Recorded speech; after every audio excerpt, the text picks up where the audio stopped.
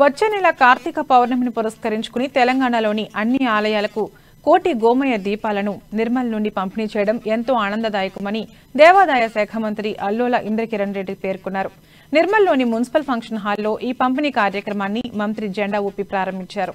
అంతకుముందు ప్రత్యేక పూజలు చేశారు. ఈ సందర్భంగా ఆయన మాట్లాడుతూ పర్యావరణానికి ఎంతో మేలు చేకూర్చే గోమయ దీపాలను ప్రతి ఒక్కరూ వెలిగించాలని కోరారు. గాయత్రి గోశాల ఆధ్వర్యంలో దాదాపు 40 లక్షల దీపాలను పంపిణీ చేస్తున్నట్లు ఆయన వివరించారు. గోమయ దీపాలను తయారు చేస్తున్న గోశాల నిర్వాహకుడు ప్రవీణ్ కుమార్ ను అభినందించారు. ఈ కార్యక్రమంలో municipal chairman Gandrath Eshwar, Devarakota chairman Lingampalli Lakshminarayana, councillor Bitling Naveen తదితరులు పాల్గొన్నారు.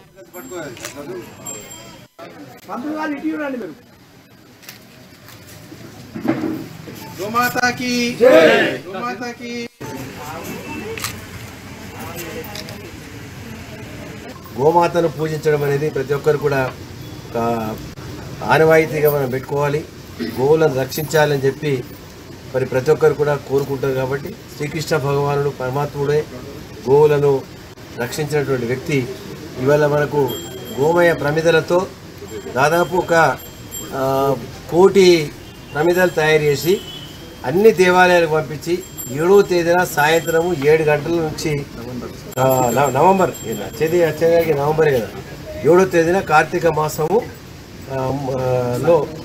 మాసంలో ఈ కార్యక్రమం నిర్వహించడానికి మరి ప్రవీణ్ పంతులు గారు నిర్ణయం తీసుకున్నారు.